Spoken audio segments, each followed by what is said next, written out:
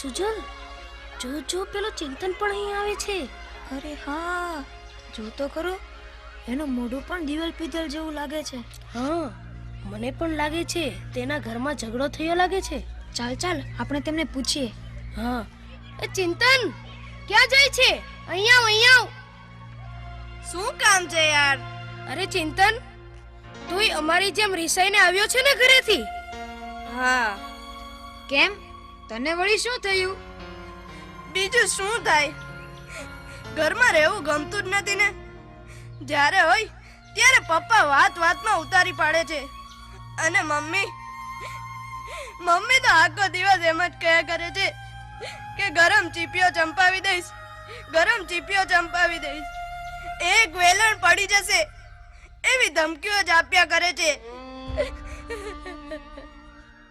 જોયું સુજલ, જોયું ને? હું નહોતો કહેતો? બધા મમ્મી પપ્પા ભગવાને આવા જ બનાવ્યા છે. અરે ભાઈ ચિંતન, તારી જેમ મારા પપ્પા પણ બહુ જ ગરમ મગજના છે.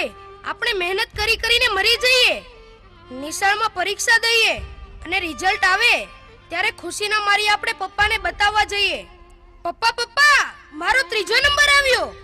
તો પપ્પા કે ડોબા, તારો પહેલો નંબર કેમ ના આવ્યો? ગાય ભેંસની જેમ ઘાસ ખાય છે, પણ તો કેમ નથી બરાબર? શું કહું, મને તો પપ્પા સાથે બોલવાનું જ નથી ગમતું. જ્યારે હોય ત્યારે બસ લડતા જ હોય. અરે પાર્થ, તારા તો પપ્પા એવા છે, પણ મારા તો મમ્મી પણ એવા છે. બસ આખો દિવસ કામમાં ને કામમાં, અને નવરી પડે એટલે બેનપણીઓને ફોન કરશે અને બહાર શોપિંગ કરવા જશે. પણ હું કહું કે મમ્મી મારે નકશાપોથી લાવવી છે, મને એમાં સમજ જ નથી પડતી. મારી સાથે ચાલો ને, તો તરત જ કહેશે કે ભણવા શા માટે જાઓ છો? ભણવાનું તારે છે કે મારે? ડોબા, હું નથી આવતી તારી સાથે. લે આ 10 રૂપિયા, લઈ આવ તારી સાથે.